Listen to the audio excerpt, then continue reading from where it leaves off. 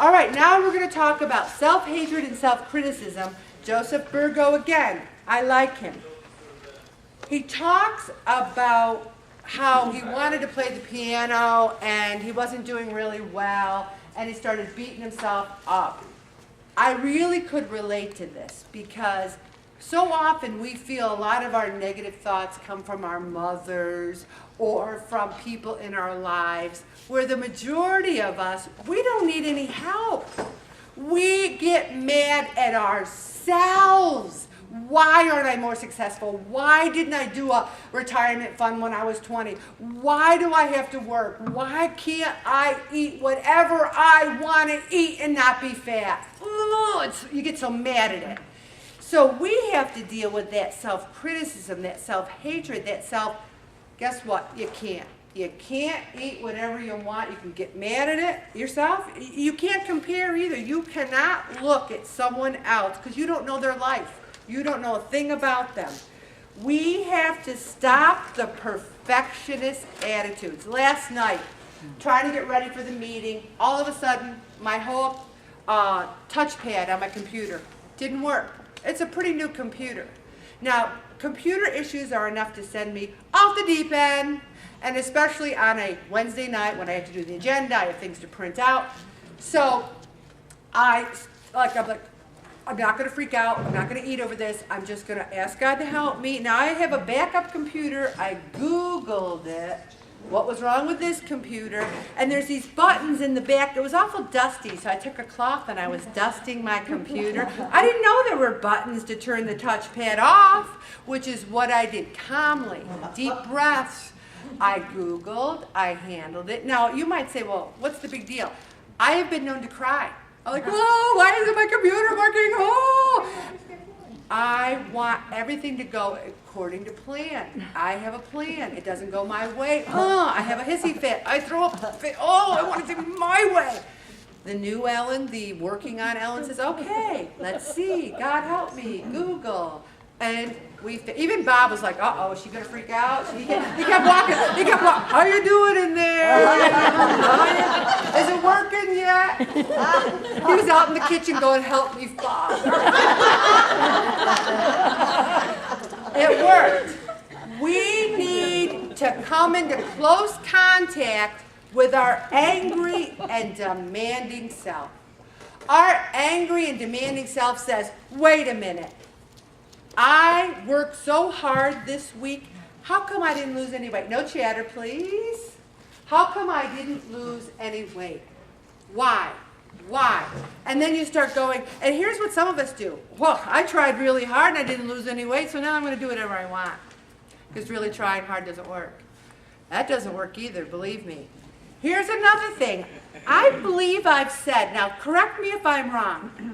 Haven't I said, don't tell me what you weigh buck naked at 5 o'clock in the morning, or don't tell me what you weighed at your doctor, don't tell me what you weighed at your friend's scale. Every week, at least 20 people are telling me.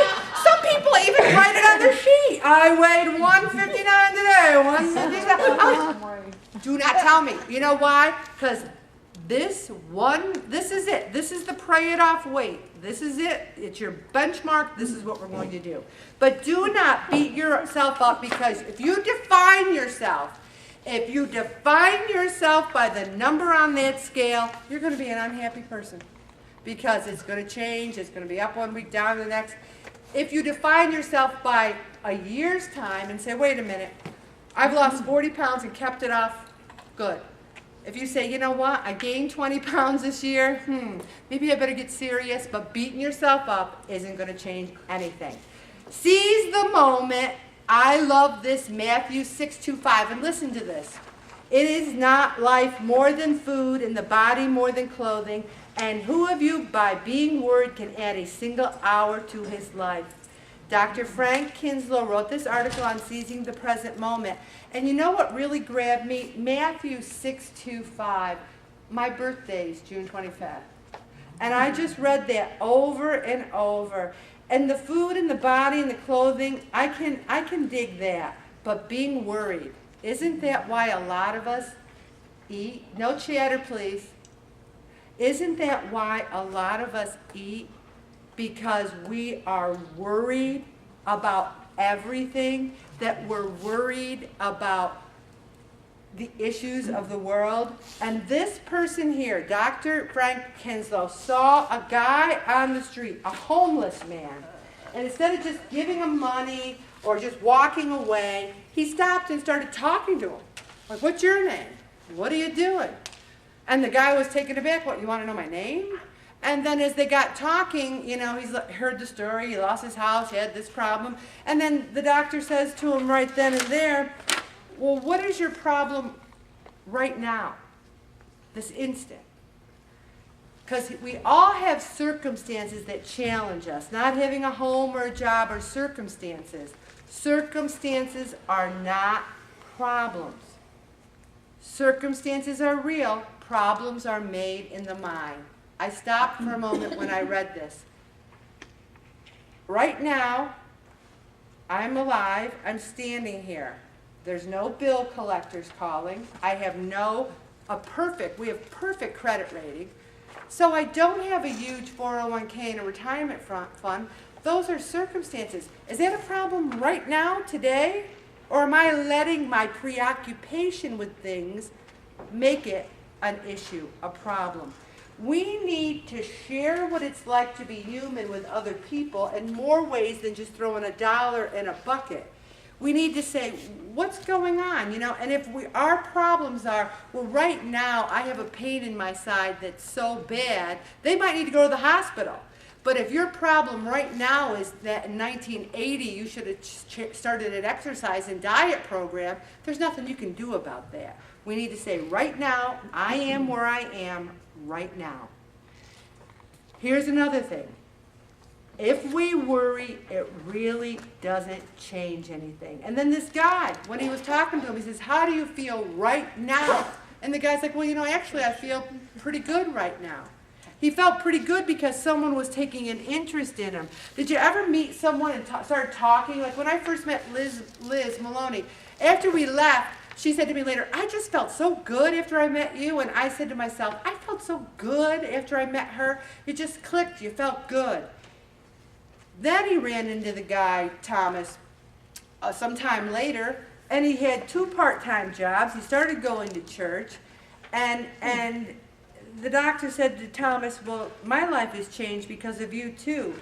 It felt good to rediscover myself in your eyes. And that, to me, was the perfect definition of self-love, when it's reflected back to you from what you see in someone else's eyes. When someone says to me, you know, Ellen, you really helped me lose the 80 pounds and keep it off. That's the self I see reflected, and that's the self that I have no trouble loving. So I recommend to anyone who's having a problem loving themselves, reach out to someone else, and then you'll see yourself reflected back to you. Just a beautiful article. Okay, we're going to stop there, Bobby.